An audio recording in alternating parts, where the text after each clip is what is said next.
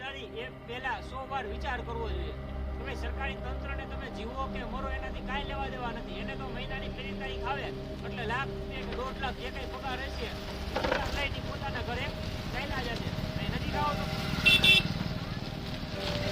તમે જોવો આ પુલમાં જોવો, આ ગાબડા જોવો, તમે આ ગાબડું બતાવો, જોવો આખા પાણા અંદર વયા જાય છે. જોવા આ અંદર વયા જાય છે પાણા, જોવા આખા અંદર આમ વયા જાય છે. જોવો નીચે પહોળવા નીચે જાય છે. જો કાલ સવારે કોઈ દુર્ઘટના બનશે તો એના માટે જવાબદાર કોણ?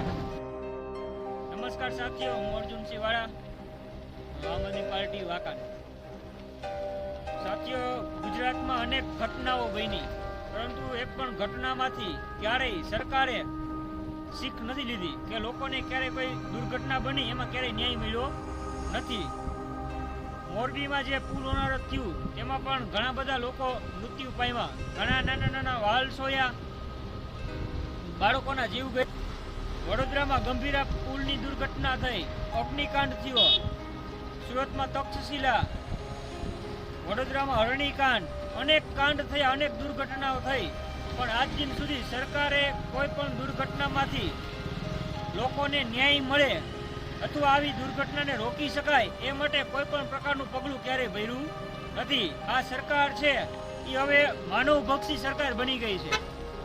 જેમ કોઈ રાક્ષસ માણસનું લોહી ચૂસી લે અને એ જ રીતે એ રાક્ષસને પછી માનવ વધ કરવામાં અથવા માણસોને હેરાનગતિ અથવા માણસોના મૃત્યુ કેવી રીતે થાય એમાં આનંદ આવે, એમાં સરકારને પણ હવે લોકોને હેરાન કરવામાં, લોકોના જીવ લેવામાં આનંદ આવતો હોય એવું લાગી રહ્યું છે. હું વાત કરી રહ્યો છું વાંકાનેરના મચ્છુ નદી ઉપર આવેલા રાતીદેવડી બાયપાસ બ્રિજની.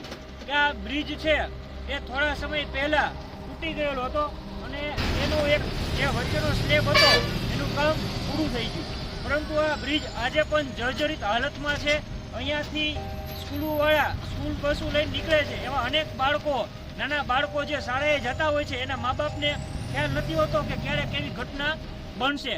પરંતુ આ પુલ ઉપર છે, અમે લોકોને બે હાથ જોડીને વિનંતી કરીએ છીએ કે આ પુલ છે એ હજી યોગ્ય રીતે ચાલવા માટે લાયક હોય એવું અમને લાગતું નથી.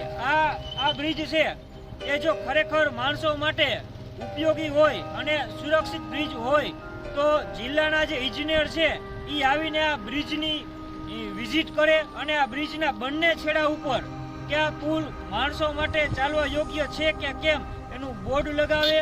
બીજી વસ્તુ કે આ બોર્ડ લગાવે તો સાથે સાથે એ પણ દર્શાવે કે આ પુલ ઉપર કેટલા લોડ કેપેસિટી છે.